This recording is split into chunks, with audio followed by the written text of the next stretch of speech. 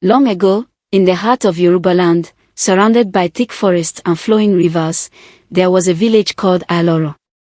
Aloro was unlike any other settlement.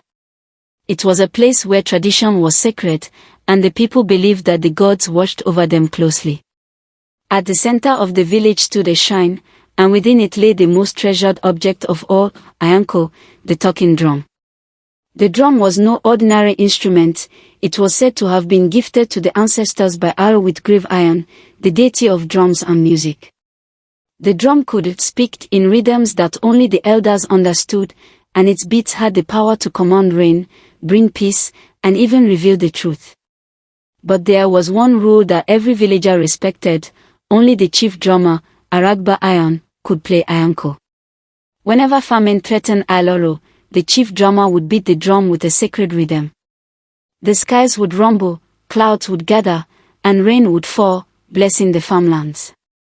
When disputes broke out among villagers, the drum was played, and its mysterious sound compelled the guilty to confess and beg for mercy. Because of this, Aloro was feared and respected by neighboring villages. Many envied their prosperity, but none dared to attack them, for it was said the talking drum could summon unseen warriors from the spirit world.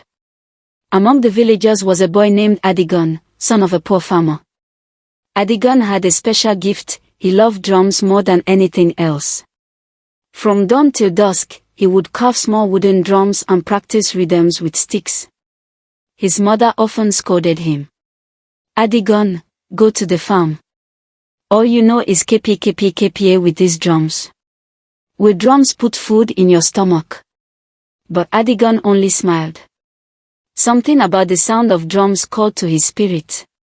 Unknown to many, whenever the chief drummer played Ayanko during festivals, Adigun would sneak close to the shrine, listening carefully to every beat, memorizing the patterns in his heart.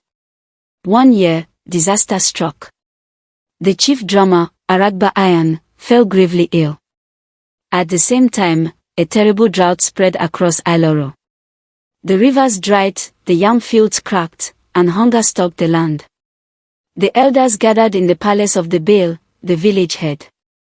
"We must play Ayanko to call for rain," the elder said. "But who will play it?" asked the Baal, frowning. "Aragba Iron is too weak to lift his hands." Silence filled the room. Everyone knew the rule: no one but the chief drummer must touch the sacred drum. Breaking the rule could bring calamity from the gods.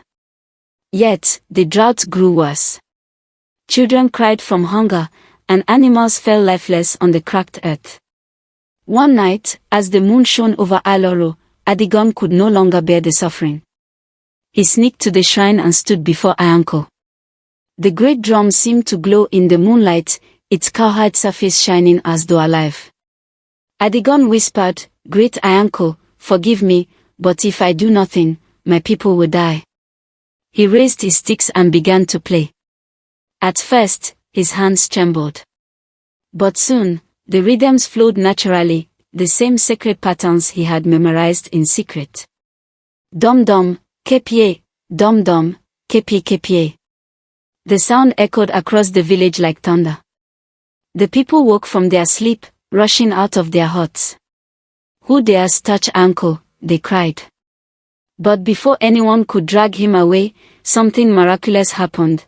The skies opened, and heavy rain poured down. The villagers fell to their knees in awe, praising the gods. When dawn came, the elders summoned Adigun before the Baal. Many were furious. "He has broken tradition," one shouted. "He must be punished," cried another. But the chief priest silenced them. "Let us test him. If the gods truly accept him, the drum will obey again." So they brought Ayanko before the crowd.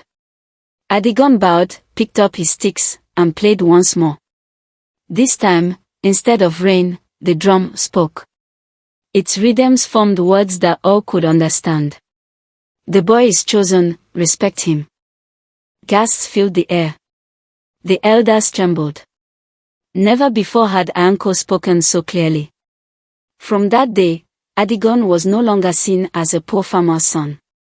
He was appointed the new Iron Olori, the chief drummer of Aloro. News of Adigon's gift spread far and wide.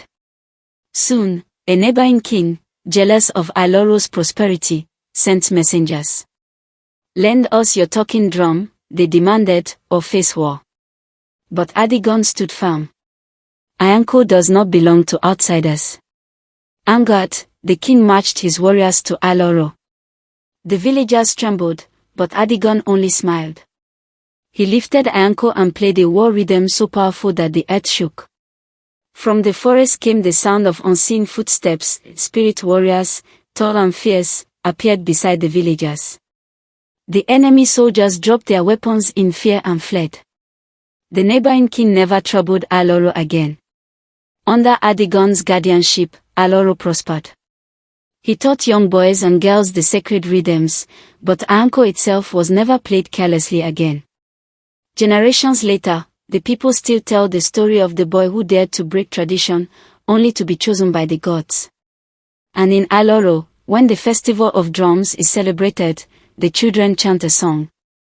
Adigon, child of destiny, who spoke to Anyanko and brought rain from the skies.